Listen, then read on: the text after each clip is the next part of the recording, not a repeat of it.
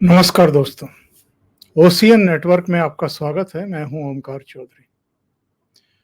दोपहर से ही हर विश्लेषक, राजनीति का हर विद्यार्थी ये समझने की कोशिश कर रहा था कि कांग्रेस के नेताओं ने सोनिया गांधी को छोड़ करके ये राहुल गांधी, प्रियंका वाड्रा, खरगे साहब, जितने भी इनके के वेणुगोपाल, सब काले कपड़े क्यों पहने हुए थे और आज ही ऐसा क्या हो गया कि सबने काले कपड़े पहन करके प्रदर्शन किया है। अधिकांश कांग्रेस के नेता काले कपड़े पहने हुए थे। बहुत सारे लोगों ने कहा कि शायद इसलिए कि ईडी का शिकंजा कसा जा रहा है, तो विरोध जताने के लिए काले कपड़े डाले गए हैं। कुछ ने कहा कि हो सकता है आज ही के दिन 3 साल पहले चूंकि जम्मू कश्मीर से 370-35A हटाई गई थी, तो कहीं ना कहीं किसी को संकेत देने के लिए, संदेश देने के लिए काले कपड़े डाल लिए गए। लेकिन इसको डिकोड किया गृह मंत्री अमित शाह ने। शाम को उन्होंने इस पर गहरी नाराजगी जाहिर की और ये भी कहा कि ये जो रवैया है, ना ये देश के लिए ठीक है और ना ही कांग्रेस पार्टी के लिए ठीक है। उन्होंने जो इंटरव्यू दिया है एएनआई को, जाहिर है वो सभी मीडिया संस्थानों के लिए है। जब किसी नेता को सभी मीडिया संस्थानों तक अपनी बात पहुंचानी होती है, तो वो एएनआई के संवाददाता को बुला करके अपनी बात कह देते हैं और वो सब मीडिया संस्थानों में चला जाता है, वितरित हो जाता है, प्रसारित और प्रकाशित हो जाता है। अमित शाह ने एक तो जो ईडी की कार्रवाई चल रही है, यानी राहुल गांधी से 5 दौर की इंट्रोगेशन, सोनिया गांधी से 3 दौर की इंट्रोगेशन, 16 ठिकानों पर छापे, दस्तावेजों की बरामदगी, मल्लिकार्जुन खड़गे से फिर से इंट्रोगेशन, अप्रैल में भी हुआ था, फिर हुआ।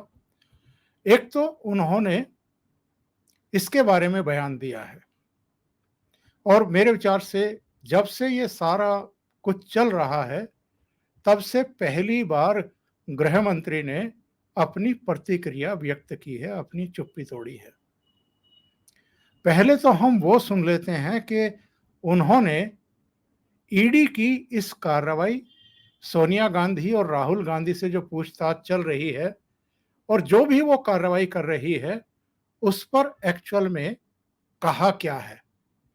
इसके बाद जो इन्होंने महंगाई, बेरोजगारी, जीएसटी बढ़ाए जाने को लेकर के जो काले कपड़े पहन करके प्रदर्शन किया है, उस पर जो कुछ अमित शाह ने कहा है, उसको सुनेंगे और उस पर फिर चर्चा करेंगे। तो सबसे पहले हम वो सुन लेते हैं जो उन्होंने गांधी परिवार यानी एजेएल, यंग इंडिया और कांग्रेस के द्वारा जो एक घालमेल किया गया है, यानी 2010 में 11 में एक यंग इंडिया कंपनी का निर्माण, जिसमें सोनिया गांधी और राहुल गांधी के 76% शेयर और इसके बाद करीब 2000 करोड़ की संपत्ति वाली एजेएल का अधिग्रहण करने की कोशिश करना, जिसमें करीब जब इसकी स्थापना हुई थी तो 5000 स्वतंत्रता सेनानियों का पैसा लगा हुआ था और जब इसको गलत तरीके से अधिग्रहित करके 2000 करोड़ की संपत्ति को हड़पने की कोशिश की गई, तब भी 1000 से ज्यादा इसके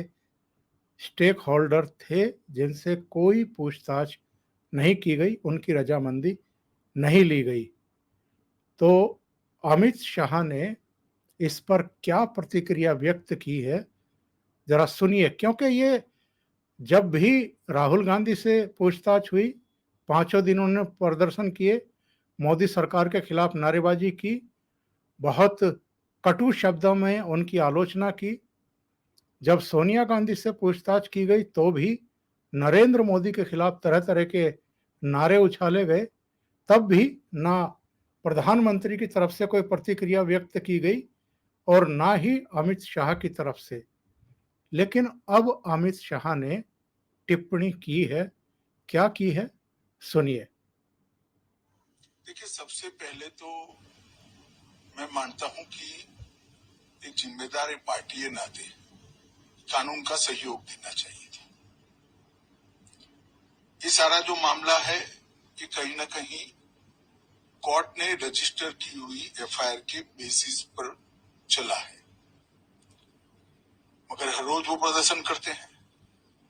जहां तक आज का सवाल जो आपने स्पेसिफिक मुझे पूछा है, क्या कहा है अमित शाह ने? उन्होंने कहा है कि ये जो रोज रोज प्रदर्शन करते हैं, उन्होंने ये नहीं कहा कि ये हमारे खिलाफ प्रदर्शन करते हैं या प्रधानमंत्री के खिलाफ प्रदर्शन कर रहे हैं या ईडी के खिलाफ प्रदर्शन कर रहे हैं। उन्होंने कहा कि जो भी ये लोग प्रदर्शन कर रहे हैं रोज रोज, ये किस लिए कर रहे हैं, किसके खिलाफ कर रहे हैं। उन्होंने कहा कि ये मामला जिसकी जांच ईडी कर रही है, ये कोर्ट में रजिस्टर किया गया था। और वास्तविकता क्या है? यह केस 2012 में सुब्रमण्यम स्वामी ने दिल्ली की एक निचली अदालत में याचिका के रूप में, शिकायत के रूप में दर्ज कराया था कि इन्होंने एजेएल को हड़पने के लिए एक कंपनी खड़ी की है और उस कंपनी के शेयर इनके मां बेटा के नाम है 76%। और ये गड़बड़ घोटाला कर रहे हैं, बहुत बड़ा घोटाला कर रहे हैं, इसकी जांच कराई जाए। और कोर्ट ने 2014 में इसमें नोटिस इशू किए, सम्मन इशू किए, उसके खिलाफ भी, उसको भी खारिज करने के लिए कि कोर्ट कोई कार्रवाई ही ना करे, ये केस, ये जांच, ये आगे बढ़े ही नहीं। ये लोग पहले दिल्ली हाई कोर्ट चले गए, दिल्ली हाई कोर्ट ने इनको रिलीफ देने से मना कर दिया। फिर ये सुप्रीम कोर्ट चले गए, सुप्रीम कोर्ट ने भी इनको रियायत नहीं दी। इनको 19 दिसंबर 2015 को पटियाला हाउस कोर्ट से जमानत लेनी पड़ी थी मां बेटा को, इसी मामले में। यानी सारा केस बिल्कुल साफ है कि कोर्ट के आदेश पर यह जांच पड़ताल शुरू हुई थी। और 2012 में जब सुब्रमण्यम स्वामी अदालत में गए थे इस मामले को लेकर के, तब सरकार नरेंद्र मोदी की नहीं थी, तब सरकार डॉक्टर मनमोहन सिंह की थी, कांग्रेस की ही थी। लेकिन रोजाना सड़कों पर हाय हाय के नारे लगा करके छाती पीटी जाती है और कोसा जा रहा है नरेंद्र मोदी को, बदले की सियासत के आरोप लगाए जा रहे हैं। जबकि ईडी ने यह मामला रजिस्टर किया था कोर्ट के आदेश पर और उसके ही अनुसार वो कार्रवाइयां कर रही हैं। तो अमित शाह ने यही कहा है कि ये मामला कानून का है और इनको कानून का सम्मान करना चाहिए। जब वो ये कहते हैं कि कानून का सम्मान करना चाहिए, तब वो ये याद दिलाते हैं कि 27 मार्च 2010 को सुप्रीम कोर्ट के द्वारा गठित की गई एसआईटी जो गुजरात दंगों की जांच कर रही थी, उसके सामने खुद तब के गुजरात के मुख्यमंत्री नरेंद्र मोदी उनकी पूछताछ के लिए उपस्थित हुए थे। 9.5 घंटे तक उस एसआईटी और एसआईटी के जितने भी अधिकारी थे उन्होंने पूछताछ की थी। नरेंद्र मोदी गुजरात के मुख्यमंत्री रहते हुए भी बिना किसी शोर शराबे के, बिना किसी हील हुज्जत के, कानून का, संविधान का सम्मान करते हुए, सुप्रीम कोर्ट के आदेश का सम्मान करते हुए प्रस्तुत हो गए थे और सारे सवालों के जवाब दिए 9.5 घंटे तक। और जब रात को 1:30 बजे वो वहां से फारिग हुए और बाहर मीडिया जो इंतजार कर रहा था, तो वो बाइट भी आपको मिल जाएगी, सोशल मीडिया पर है। नरेंद्र मोदी ने कहा था कि देश के हर नागरिक का ये कर्तव्य है कि वो देश के कानून और संविधान का पूरी तरीके से सम्मान करे और पालन करे। तो क्या कांग्रेस इस देश के कानून से, अदालतों के आदेश से और संविधान से ऊपर है? हर तरह की एजेंसियों से ऊपर है? और अगर इनके ऊपर कोई गंभीर एलिगेशन लगे हुए हैं, तो क्या ये जवाब नहीं देंगे? यही अमित शाह ने अपने शुरुआती वक्तव्य में कहा है। दूसरा सवाल उनसे पूछा गया था कि इन्होंने काले कपड़े पहन करके आज प्रदर्शन क्यों किया है? तो जरा सुनिए अमित शाह ने इस पर क्या कहा है। मेरा स्पष्ट मानना है कि कांग्रेस ने इसमें हिडन तरीके से अपनी अपीसमेंट की पॉलिसी को आगे बढ़ाया है। आज ईडी ने किसी भी प्रकार का ना किसी को तलब किया है, ना पूछताछ की है, ना कोई रेड हुई है, कुछ नहीं हुआ है। और अचानक ही कांग्रेस ने आज ये कार्यक्रम दिया विरोध का। मैं तो समझ ही नहीं सकता विरोध का कार्यक्रम क्यों आज दिया गया है। और हर रोज जब विरोध के कार्यक्रम होते थे तो अपने अपने ड्रेस में होते थे। आज सभी के सभी लोग काले कपड़े पहनकर करें। मैं मानता हूं कि आज ही के दिन इस देश के प्रधानमंत्री श्री नरेंद्र मोदी जी ने राम जन्मभूमि का शिलान्यास किया था। 550 साल पुरानी ये समस्या का बहुत शांतिपूर्ण तरीके से समाधान निकला था और कहीं पर भी देश में ना दंगा हुआ था, ना हिंसा हुई थी और शांतिपूर्ण तरीके से करोड़ों करोड़ों लोगों की श्रद्धा को परवान चढ़ाने का काम इस देश के प्रधानमंत्री ने किया था। कांग्रेस ने आज का दिन इसीलिए विरोध के लिए और विशेषकर काले कपड़ों में विरोध के लिए सिलेक्ट किया है कि वो एक सटल मैसेज देना चाहते हैं कि हम राम जन्मभूमि के शिलान्यास का विरोध करते हैं और अपनी तुष्टीकरण की नीति को वो आगे बढ़ाना चाहते हैं। और मैं तो यही कहना चाहूंगा कि तुष्टीकरण की नीति न देश के लिए अच्छी है, न कांग्रेस के लिए अच्छी है। तुष्टीकरण की नीति के चलते ही आज कांग्रेस जिस स्थिति में है वो स्थिति में दिखाई पड़ रही है। और जहां तक ईडी का सवाल है, सभी ने देश के कानून की व्यवस्था का सम्मान करना चाहिए और सहयोग करना चाहिए। यानी अमित शाह ने इनके काले ड्रेस पहन करके प्रदर्शन करने के मामले को डिकोड कर दिया है कि इन्होंने काले कपड़े क्यों पहने और 5 अगस्त का दिन ही काले कपड़ों में प्रदर्शन के लिए क्यों चुना। हम जो दोपहर में हमने वीडियो दिए थे, प्रोग्राम दिया था, उसमें ये अंदाजा लगाया था कि हो सकता है 370 हटाने का मसला हो सकता है कि ईडी जो शिकंजा कस रही है, और शिकंजा भी ऐसे माहौल में जब ममता बनर्जी के मंत्री पार्थ चटर्जी अंदर जा चुके हैं, यानी गिरफ्तार हो चुके हैं, ईडी की हिरासत में है, पूछताछ चल रही है, बरामदगियां हो रही हैं, छापे पड़ रहे हैं। महाराष्ट्र में भी हम देख रहे हैं, पहले अनिल देशमुख, फिर नवाब मलिक, फिर संजय राउत। ये सब, संजय राउत की पत्नी को भी आज बुलाया गया था पूछताछ के लिए। इसी क्रम में सोनिया गांधी, राहुल गांधी से पूछताछ हो चुकी है। नेशनल हेराल्ड के 16 ठिकानों पर छापे पड़ चुके हैं।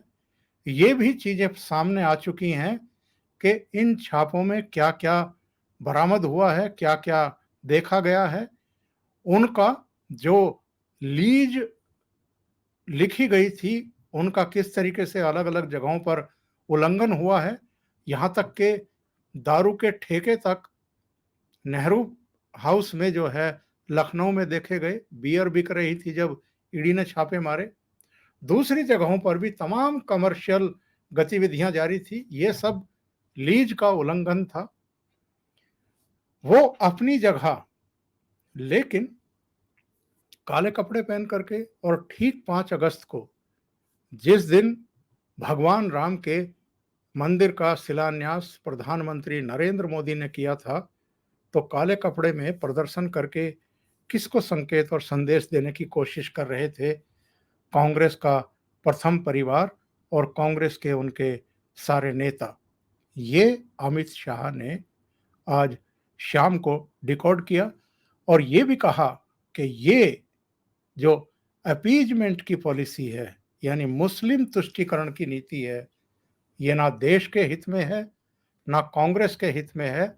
और कांग्रेस के हित में तो इसलिए भी नहीं है कि जो दशा आज कांग्रेस की हो चुकी है, उसके लिए उसकी ये जो मुस्लिम तुष्टीकरण की नीति है, यही जिम्मेदार है।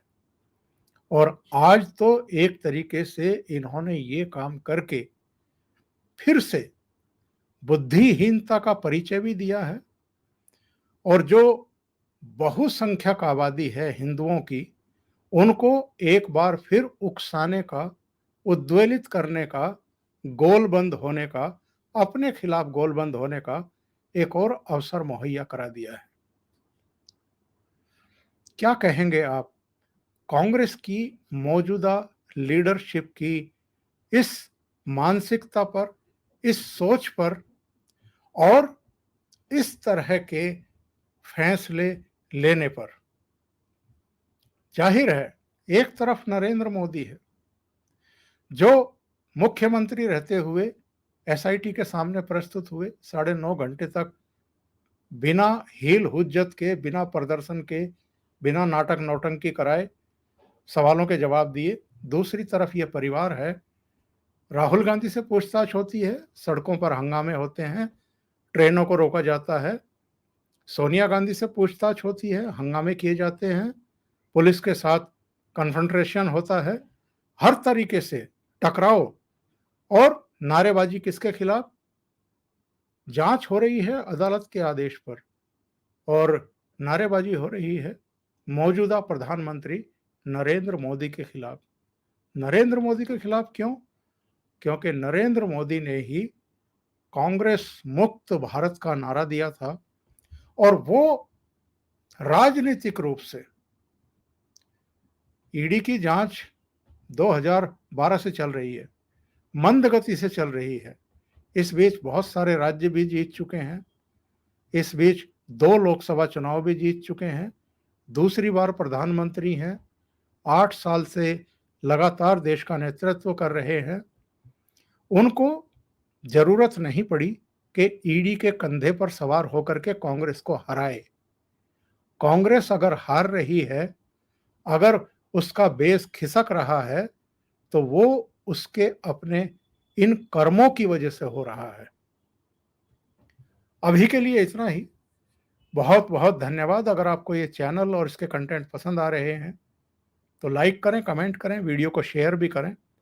अभी तक अगर आपने ये चैनल सब्सक्राइब नहीं किया है तो सब्सक्राइब कर लें और साथ में लगे बेल आइकॉन को दबा दें, ताकि आगे आने वाले वीडियो और उनके नोटिफिकेशन आप तक पहुंचते रहें। बहुत बहुत धन्यवाद। नमस्कार।